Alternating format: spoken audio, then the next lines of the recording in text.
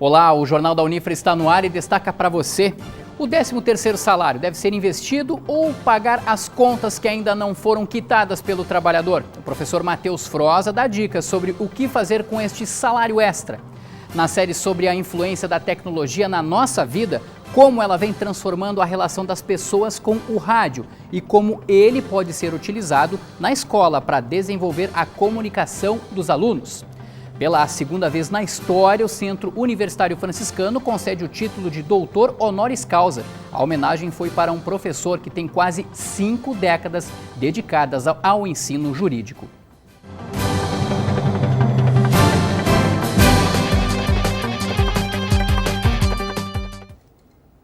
As empresas que ainda não efetuaram o pagamento da primeira parcela do 13º salário têm até o dia 30 de novembro para repassarem o valor ao trabalhador, como determina a lei. Até o dia 20 de dezembro é a data limite para o pagamento da segunda parcela. De posse do dinheiro, muitos trabalhadores vão se perguntar: no atual momento da economia brasileira, paga-se o que se deve ou se utiliza do valor para um novo investimento? A fim de contribuir para o trabalhador não ter esta dúvida, está com a gente aqui no estúdio da TV Unifra o professor Matheus Froza, que é coordenador do curso de Ciências Econômicas do Centro Universitário Franciscano. Professor, seja mais uma vez muito bem-vindo. Obrigado. Antes da gente fazer a primeira pergunta, quero mostrar para o professor uma tela que a gente tem aqui de dados que a gente conseguiu arrecadar sobre o 13º salário em 2015. Uma estimativa do governo federal, professor, é de que 102 bilhões de reais sejam injetados na economia nacional. Isso dá aproximadamente quase 3% do PIB, o Produto Interno Bruto do Brasil, e 74 milhões de brasileiros têm direito a 13º salário, pelo menos até hoje, né? Até este final do mês de outubro. E o valor médio de cada um vai receber aí é R$ 1.310,96. Começo perguntando para o professor: que impacto a gente tem, professor, de 102 bilhões na economia nacional referentes ao 13º salário? Eu acho que o 13º provavelmente ele reacende mais um sinal de esperança para a economia brasileira como um todo. Num ano de bastante escassez de recursos, o 13º ele traz esperança, não só para a quitação de contas, mas que eu tenha um final de ano que não tenha tanto desgaste como eu venho tendo nesse ano de 2015. Pergunta, claro, que não quer calar para ninguém. Gasta-se o dinheiro, professor? Ou paga-se todas as contas e guarda o dinheiro? Ou meio a meio? Como é que é? Na verdade, tradicionalmente, 13º eu tenho que quitar contas, talvez a principal delas está atrelado ao IPVA e ao IPTU. E eu também destacaria eu quitar nesse final de ano toda a fatura do meu cartão de crédito que está por vencer e que eu não venho pagando o total dessa fatura há um bom tempo. Muito em virtude dos juros, que já chegaram em torno de 404% ao ano. Bem altos. Bom, aí entra um outro fator, professor. Tudo bem, vamos pagar as contas que se deve, né? Mas e o pessoal que precisa fazer a festa no final de ano, Sim. Tem filhos, tem que comprar presente de Natal, Ano Novo para o marido, para a mulher, para o namorado, para a namorada. Como é que faz daí? Qual é o cálculo que deve ser feito? O que deve se comparar? O que deve se levar em consideração para não investir tudo? Na verdade, eu tenho que fazer a política do envelope, que nem eu costumo dizer. Eu separar por envelope o que eu devo gastar e o que é prioridade. Logicamente, eu não devo pegar e alocar todos os meus recursos também para pagar as dívidas. Mas eu tenho que reservar para os presentes, as lembrancinhas e também para a ceia de Natal e também para a ceia de final de ano. Eu não devo, em hipótese alguma, deixar de comemorar. Sim. Eu acho que um ano tão difícil qual nós estamos passando, com tanta restrição de crédito em virtude dos abalos econômicos, da própria política, eu devo sim comemorar esse final de ano. Sim, quem quiser investir todo o 13º, por exemplo, né? Investe em poupança? Compra dólar? Faz o quê? Não, eu acho que quem tem essa possibilidade de investimento na questão do 13º, eu acho que a poupança é o pior local neste momento. Talvez atrelar em títulos públicos, atrelado à taxa Selic e também a variação cambial seja uma das alternativas. Sim. Professor, eu quero aproveitar um outro assunto agora, também referente ao 13º salário, porque a gente sabe que, por exemplo, o funcionalismo público estadual já teve pelo menos a indicação do governo do estado de que não deve receber em dia o 13º salário. Vai receber o salário do mês de outubro em dia, pelo menos a indicação que surgiu nesta quinta-feira por parte do Palácio Piratini, mas não vai receber o 13º salário. O que isso impacta na economia do Estado como um todo e se tem como a gente avaliar isso para Santa Maria também? Tem como sim. Santa Maria, na verdade, eu tenho a questão dos professores, a questão da Brigada Militar, a questão do próprio Judiciário, eu tenho uma gama de serviços que prestam aqui na cidade. Na verdade, há um descontrasenso do governo do Estado e eu não pagar o 13º em dia, porque esse servidor público provavelmente ele vai utilizar deste 13º para pagar o quê? O seu IPTU, para pagar o IPVA, para consumir no comércio local, que isso também reverte-se em impostos gerados pelo governo. Sim. Então, eu volto a dizer, como eu já disse aqui no programa anteriormente, o governo do Estado tem que buscar alternativas, que essas alternativas não sejam o parcelamento dos salários e muito menos a restrição do 13º. Eu não posso penalizar a população, ainda mais numa época de comemoração que acontece no Natal e no Ano Novo. As lojas estão na expectativa de aumentar o seu faturamento e recuperar um pouco as perdas que já ocorreram. Sim. Agora vamos em nível de Brasil, professor. Ao que tudo indica, o caixa do governo federal vai chegar 2015, final de 2015, com um déficit de aproximadamente 52 bilhões de reais. Se a gente pegar, por exemplo, a movimentação do 13º que a gente acabava de ver, é praticamente aí quase metade do 13º salário que vai movimentar a economia. Inclusive a gente tem de novo aí na tela. Eu quero saber, professor, o senhor que vive diariamente a economia ali, que impacto tem um rombo de 52 milhões de reais nos cofres públicos ao final de 2015? O impacto que quando não fecha as tuas contas é semelhante na tua residência. Quando eu não tenho dinheiro para pagar, eu começo a fazer restrições dentro da minha casa. O que vai acontecer? O governo já anunciou cortes no FIES, cortes no Minha Casa Minha Vida, cortes no Ministério da Educação. E muito provavelmente, se eu não votar o aumento da CPMF ou a volta da CPMF, esse rombo pode chegar até 100 bilhões, esse rombo no orçamento. Ele já é o maior da história, eu posso duplicar este rombo no orçamento. As contas não estão fechando pelos excessos cometidos no passado, principalmente nos anos de 2012 e nos anos de 2013. Ninguém quer trazer uma previsão apocalíptica para 2016, Sim. professor. Mas assim, quando o senhor se refere nessa questão de que talvez possa chegar a 100 bilhões, a gente pode entender também da seguinte maneira, vem aí mais aumento da gasolina, mais aumento de luz, mais aumento de impostos, provavelmente, dólar nas alturas, sim, com valor? Provavelmente o cenário apocalíptico seria o quê? Aprovar ou colocar em votação o processo de impeachment, eu não renovar a CPMF. Então, realmente, eu iniciaria o primeiro trimestre do ano que vem, provavelmente com os juros nas alturas, com o câmbio nas alturas e mais uma gama de impostos a subir que não depende da aprovação nem da Câmara e nem do Senado, e sim simplesmente do governo federal. Rapidinho antes da gente terminar, professor, a China anunciou nesta quinta-feira o fim daquele controle de natalidade que permite que o casal tenha apenas um filho. Agora os casais na China podem ter até 2 filhos, até para equiparar, pelo menos é o que o governo chinês diz, a questão de quantidade de homens e mulheres. A gente vai ter um impacto disso aí na economia porque a China tem uma mão de obra muito barata, né? Com certeza, isso acontece 5 anos antes do previsto, isso é um planejamento de longo prazo, porque nasceu uma quantidade excessiva de meninas e não de meninos, e eu preciso formar mão de obras para acompanhar esse ritmo chinês de crescimento, que bate 7, 8, já chegou até a 12% ao ano. Eu preciso de mão de obra esta barata, infelizmente. Professor Matheus Froza, obrigado pela participação mais uma vez. Obrigado e até a próxima. Tá legal. A seguir, mais uma reportagem da série sobre a influência da tecnologia na nossa vida. Nós vamos mostrar como ela vem transformando a relação das pessoas com o rádio e como o rádio pode ser utilizado na escola para desenvolver a comunicação dos alunos. O Jornal da Unifra faz um intervalo de 1 minutinho e já volta.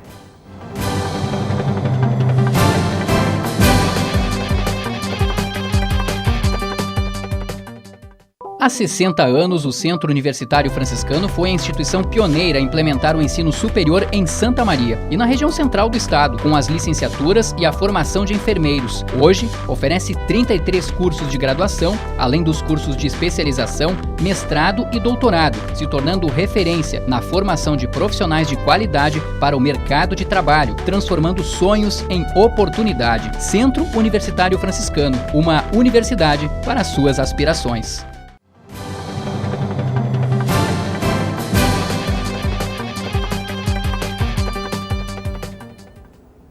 O rádio é o meio de comunicação mais popular que existe. Além de importante ferramenta de comunicação, ele é instrumento educativo que vem inspirando ideias de professores da cidade de Ijuí, no noroeste do estado.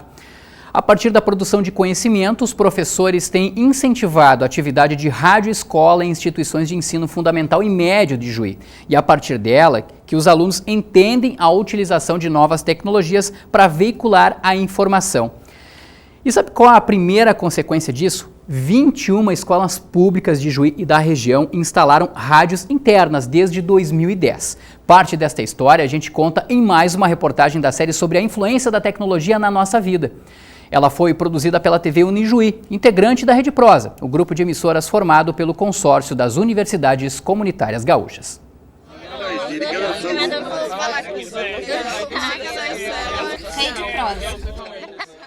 O projeto Rádio na Escola, desenvolvido pela Unijuí, conta com o apoio da Secretaria Municipal de Educação e 36ª Coordenadoria Regional de Educação de Ijuí.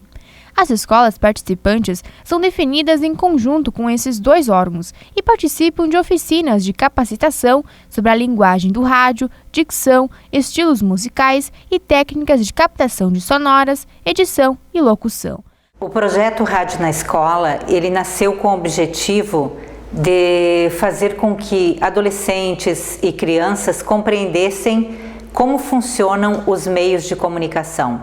Então, desde 2008, habilitamos escolas públicas, municipais e estaduais a participarem deste projeto. E o que nós obtivemos como resultado foi justamente a melhoria de habilidades orais, a melhoria da autoestima e também, é claro, uma interpretação acerca dos meios de comunicação que nós consideramos muito importante nesta sociedade em que estamos vivendo. Seja com o microfone na mão, operando softwares, câmeras ou editando, o espírito de transformação toma conta dos participantes do projeto Rádio na Escola. Quem antes sofria de timidez, agora passa a se sentir livre, atuando como um comunicador. Me ajudou muito nas leituras, no meu desenvolvimento dentro da sala, porque dentro da rádio a gente precisa fazer pesquisas e precisa ler e ter muita responsabilidade. Então isso me ajudou bastante na questão de ser responsável com as coisas que eu preciso fazer. Alunos e professores aprendem também a como redigir uma notícia, fazer uma entrevista, um boletim, uma reportagem, criar um roteiro e sobre os critérios de edição e apresentação de programas de rádio dentro da escola. É o que relata o professor Ivanildo Fross, coordenador da Rádio Atitude na Escola Soares de Barros e na Rádio Policultura na Escola Polivalente. O interessante desse projeto é que ele consegue disseminar, né? As que vão passando para os outros. É como se fosse uma corrente do bem, né? Essa corrente vai passando de um para outro e o projeto continua. Por mais difícil que seja, o projeto ele segue adiante, né? A gente percebe que esse projeto é muito importante para os alunos, porque a socialização que eles têm, o conhecimento, a responsabilidade que eles adquirem na rádio é muito importante. E isso eles levam para a sala de aula e também para a vida deles. Esse processo é repassado posteriormente aos novos alunos e professores que assumem a rádio, e a formação para o uso dessas tecnologias vai se multiplicando a partir de ações dentro da própria escola, ampliando sua autonomia. Eu desenvolvi mais agilidades com a técnica. Ela me ajudou a ter a tecnologia, mais agilidade mesmo. E eu sempre pesquiso muitas músicas e procuro saber quais as atuais. E o professor responsável do projeto conseguiu perceber. Exatamente por ser um projeto voltado ao uso das tecnologias, o Rádio na Escola acompanhou as necessidades de atualização e ganhou uma nova roupagem em 2013, passando a se chamar Rádio, Tecnologia e Empreendedorismo na Escola. As oficinas receberam um plus para incorporar outras técnicas, como a de vídeo e empreendedorismo. Essa ampliação, então, ela teve o intuito de agregar conhecimentos aos alunos, professores e toda a comunidade escolar, tá? Atendendo também às mudanças e às necessidades de formação de futuros profissionais que tenham mais autonomia, uma boa comunicação, relações interpessoais, que tenham também um espírito empreendedor, bem como a incorporação da tecnologia, visando facilitar o aprendizado e também o desenvolvimento de atividades cotidianas. Ao mesmo tempo em que executava suas práticas, o Rádio na Escola preocupava-se com a avaliação, a pesquisa e a inovação. Foi aí que nasceu a ideia de desenvolver um software de áudio para ser usado pelas rádios do projeto, o Locutor da Hora, criado em parceria com o curso de Ciências da Computação da Unijuí. Dentre as funcionalidades que conseguimos adicionar foi a edição de locuções, permitindo que o usuário crie seu próprio texto, insira uma trilha sonora personalizada, além de representar sua locução por um ícone na interface principal. O contato com outras áreas da informação também foi apreciada pelos alunos, como é o caso da oficina de vídeo. Eu gostei de falar, mas no começo eu estava um pouco envergonhada, mas daí eu fui se soltando assim. É bem legal, é divertido, eu gostei. Seja por meio das ondas do rádio, de dispositivos tecnológicos como o Locutor da Hora ou oficinas voltadas à compreensão das transformações tecnológicas da sociedade, o projeto persiste como uma ferramenta que visa a preparação dos jovens dentro do ambiente escolar para utilizar a tecnologia e informação para transformar suas realidades. Na edição de fim de semana, a gente reexibe a reportagem produzida pela TV Unifra para a série sobre a influência da tecnologia sobre a nossa vida. Entre o que vamos mostrar, você vai ver que atualmente é quase impossível não utilizar recursos tecnológicos como celulares e computadores. Mas qual o impacto que eles podem trazer nos relacionamentos? E na área da comunicação, hein? Não perca! A seguir, a homenagem a um professor que já dedicou quase meio século ao ensino jurídico. Antes, você acompanha a previsão do tempo.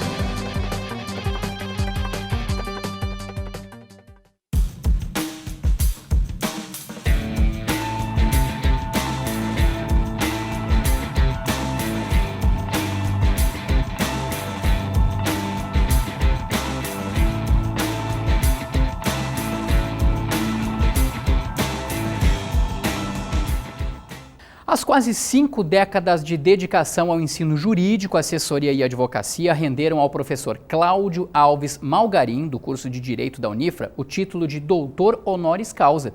A outorga foi concedida pelo Centro Universitário Franciscano. E esta é a segunda vez na história da instituição que o título é concedido.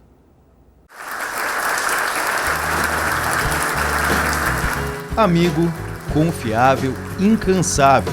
Competência e capacidade para criar estratégias conciliatórias e solucionar problemas. Essas foram algumas das características elencadas pelos professores e colegas do curso de Direito para descrever Cláudio Alves Malgarim, o professor e assessor jurídico do Centro Universitário Franciscano. O professor Malgarim, ele é uma pessoa que tem uma influência muito considerável no mundo jurídico. Ele é um advogado de muitos anos. E ele é um educador também. Eu acho que essas são as grandes qualidades que tornam viável hoje e que ele mereça esse prêmio. Cláudio Alves Malgarim nasceu em janeiro de 1948 em São Pedro do Sul. Formou-se em Ciência Jurídica pelo FSM. É professor desde 1971. De lá para cá, foram muitos os feitos de uma vida dedicada ao mundo jurídico. Em um breve resumo, é possível destacar os artigos e livros publicados durante a docência na área do direito. Foi amplamente reconhecido e premiado pelos trabalhos prestados como advogado e professor em diversas oportunidades pela Ordem dos Advogados Brasileiros. Foi criador do Conselho Municipal contra Entorpecentes em Santa Maria. No Centro Universitário Franciscano, foi o fundador e primeiro coordenador do curso de Direito, que após 16 anos de criação, conquistou a nota 5 na avaliação, nota máxima concedida pelo MEC, e o selo Recomenda da OAB, reconhecido como um dos melhores cursos de Direito do Brasil. Além de professor da instituição, ele exerce a função de assessor jurídico da Unifra. Diante de tantos atributos, o Centro Universitário Franciscano outorgou pela segunda vez em toda a história da instituição o título Doutor Honoris Causa, uma honraria concedida a personalidades científicas que tenham contribuído para o progresso das ciências, letras, artes ou esporte, e aos que tenham beneficiado o meio acadêmico e o país como um todo, entre outras contribuições. Doutor Honoris Causa do Centro Universitário Franciscano, podendo o agraciado fazer uso de todos os direitos e prerrogativas inerentes a este título. A escolha para a homenagem de Doutor Honoris Causa, ela deve conciliar uma qualidade, uma evidência acadêmica, institucional, mas também uma contribuição efetiva à sociedade. E o Dr. Malgarin se destaca pela qualidade da missão, enfim, institucional, mas também no ensino jurídico e no exercício profissional. Ele tem uma grande contribuição na área do ensino jurídico e foi no Centro Universitário Franciscano o primeiro coordenador do curso. Na cerimônia de outorga da titulação, Malgarin recebeu uma medalha e um diploma pela honraria, entregues pela reitora do Centro Universitário Franciscano.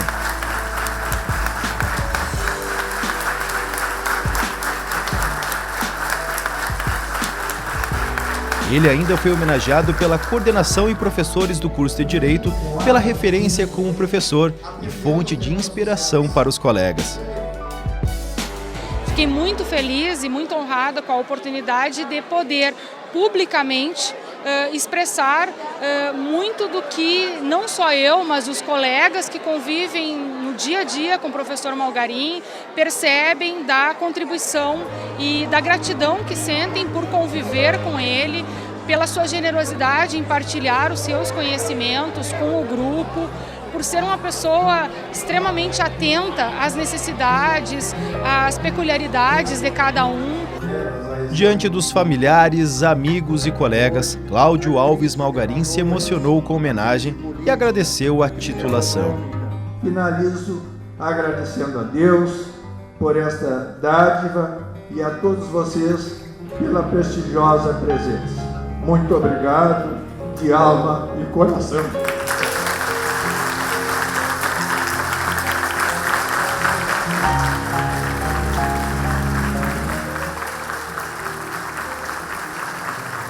Um ato de extrema generosidade de quem teve a ideia e de quem aprovou, porque sempre pensei que ao fazer o meu trabalho, ao fazer o melhor, eu estava fazendo aquilo que realmente deveria ser feito pela função, pela atividade que exerço.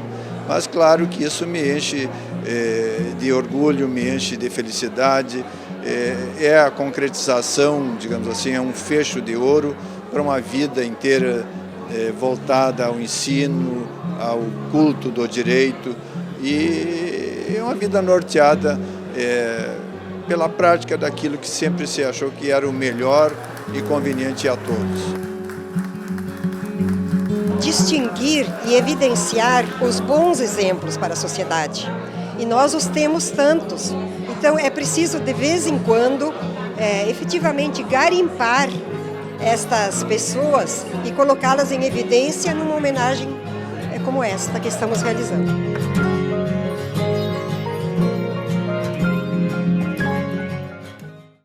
Em 2005, o Centro Universitário Franciscano concedeu o título de Doutor Honoris Causa a Dom Ivo Lorschaster, então Bispo Emérito da Diocese de Santa Maria, pela marca humanitária do pensar e agir do religioso, falecido em 5 de março de 2007.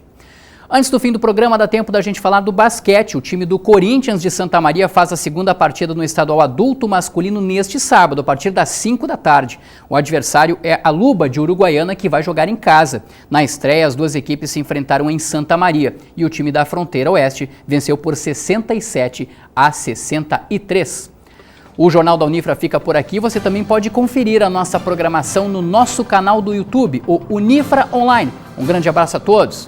Até mais.